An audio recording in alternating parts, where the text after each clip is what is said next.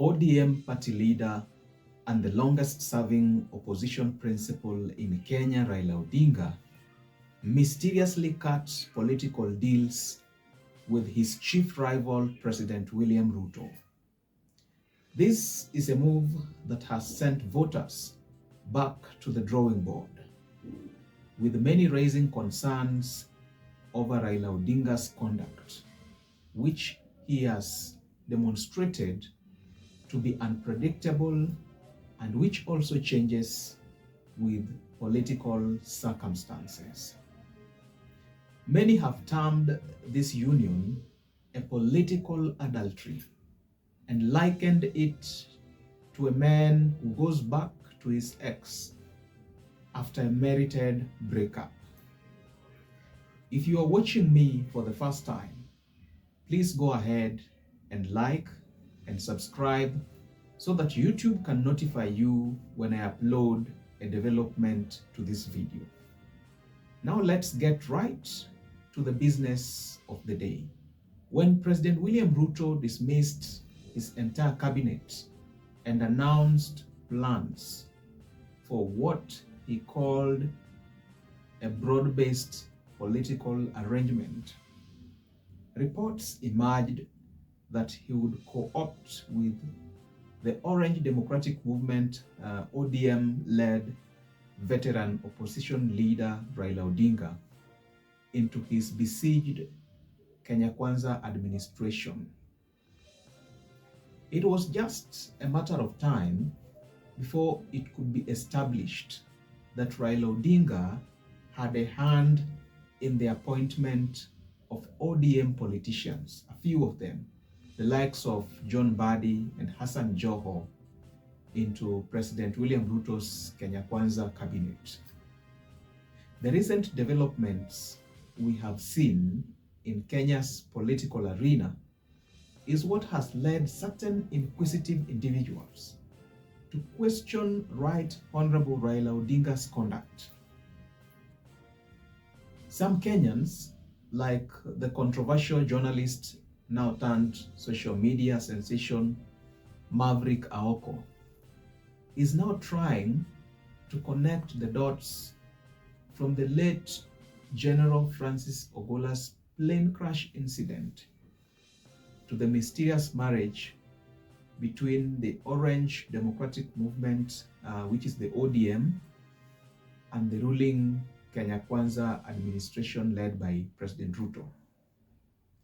Mrs. Aoko recounts that General Francis Ogola was sent with a junior military team to go inspect a school in a bandit-prone area.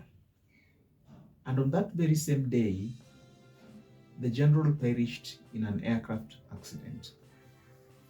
More intriguing to Mrs. Aoko is the fact that Raila Odinga, who hails from the same region with the late general, did not attend his burial, despite the close regional and political ties. It is mind-boggling to imagine that in the Luo community, it is a known phenomenon that you don't attend the funeral of a person whose blood is in your hands. In July 2024, Raila Odinga conspired with his chief rival, President William Ruto, to create what they referred to as a broad-based government. And this is after a series of bloodshed following weeks of creative protests led by the young people of Kenya, who, as we now know, are popularly referred to as the Gen Zs. Not only is Raila Odinga a veteran politician who has been the longest-serving opposition leader in the country, but he is also a power broker. And by power broker, I mean a deal breaker who is known for taking advantage of prevailing political circumstances for what I refer to as his personal gain. Previously, Raila Odinga had a very firm political stand, and this stand was against President William Ruto's ruling Kenya Kwanza administration, it should be remembered that the very same Raila Odinga, who has now conspired with the current president, William Ruto, and appointed members of the opposition party into his cabinet, had in 2022 pledged to lead Kenyans in an anti-William Ruto protests for a record 30 days. Just imagine. And this was in 2022. Launching attacks against Ruto's government, Raila Odinga in 2022 had expressed grave concerns about what he termed as an attack on Chapter 6 of the Constitution of Kenya, which was promulgated in 2010.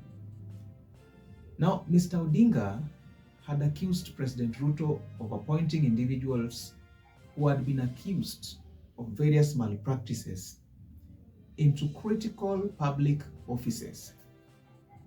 And this, Mr. Odinga declared, would have an impact on whether we would grow as a country or stagnate as a country. By this, the Azimio la Umoja One Kenya coalition leader Raila Odinga had declared war on President William Ruto for allegedly turning Kenya into a mafia regime. It is interesting that a couple of months later, Raila Odinga is now swimming in the Kenya Kwanza swimming pool with certain members of his opposition party, including the likes of Kalonzo Musyoka, the likes of Martha Karua, the likes of Jeremiah Kioni, feeling betrayed and disillusioned. Majority of political analysts agree that the chief reason for Raila Odinga's recent change of behavior, the reason for his recent change of tactic and approach, is his interest in the African Union chairmanship seat, which, as we all know, quite frankly, he cannot obtain without the support of his home government. And this home government is led by his rival, President William Ruto, whom he has spent most of his time protesting against his government. Interestingly, Siaya Governor James Orengo, who for many years has been a close ally and unchallenged supporter of ODM leader Raila Odinga, fiercely criticized the idea of the Orange Democratic Movement Party joining Ruto's administration and termed it as an abomination, a disaster in waiting, something that cannot inherently work. Governor Orengo refers to Raila's conduct as scrambling for positions within government, while the anti-finance bill victims of police brutality are yet to obtain justice. This is alarming. Again, in 2018, we saw the momentous handshake between our chief deal broker, Raila Odinga, and the then President Uhuru Kenyatta. Under this deal, we can all remember that Mr. Odinga was to tone down and immediately stop his political activism and stop nationwide demonstrations against the ruling Jubilee coalition. On the other hand, President Uhuru Kenyatta would support Mr. Odinga in the upcoming presidential elections, which, as we now know so far, was won by the so-called chief hustler, William Samoei Ruto, who had worked as deputy president under President Uhuru Kenyatta. Now, these two had been the leaders of opposing political factions amidst a widespread political violence and civil unrest. The duo had previously faced one another in the contested 2017 Kenyan general elections, with Mr. Odinga later on expressing immense dissatisfaction with the election as a whole. Now, before I conclude, it should also be remembered that in the early 2008, the then 78-year-old President Mwai Kibaki formed a coalition government with the opposition chief Raila Odinga. And this was aimed at halting post-election violence that killed about 1,300 people and displaced several 100,000. But not only that, that violence had paralyzed key sectors of the economy. This is yet another instance where we saw Raila Odinga signing a deal with the ruling government. Though this 2008 coalition brought peace to Kenya, it was roundly criticized, both at home and abroad, for failing to tackle corruption, slow progress on political reform, and the inability to stem economic decline. I would like to post this question for you.